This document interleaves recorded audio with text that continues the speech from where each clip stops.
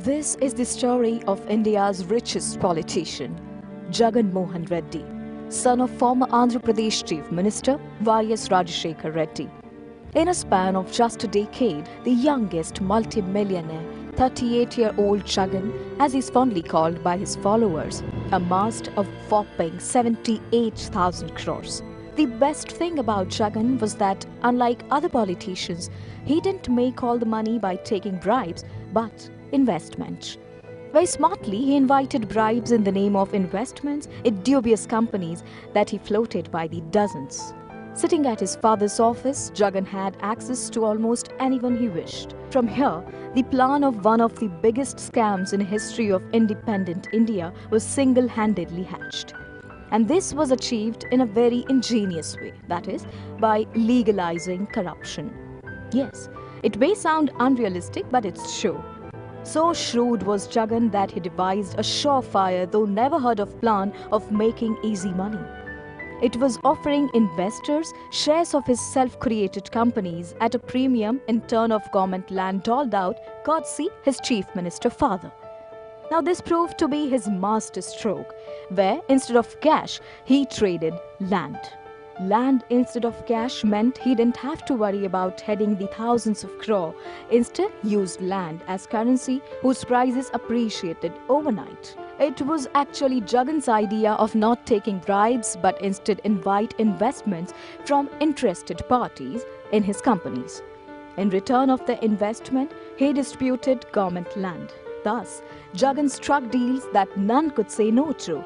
After all, who would want to annoy the chief minister's son and lose precious acres of land? Jagan started his empire with an investment of mere 60 lakhs, with which he bought Sundar Company in the year 2001. The next 10 years saw him putting up 70 companies, from which he made a staggering 78,000 crore rupees. And from then, there was no looking back. More of the story: bribe is bad, but investment is good. So what does Jagan do? Simple. Turn bribe into investment.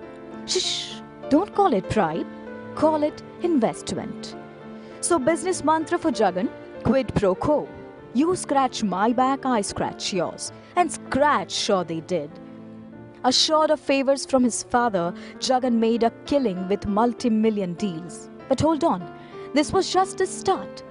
Mother of all the controversy started from Mauritian companies. Not only asking for investments, Jagan now went about very meticulously taking over these companies through his associates. Investigations clearly point at Jagan routing black money through Mauritius. But this is not all. Jagan saved his master stroke for the end.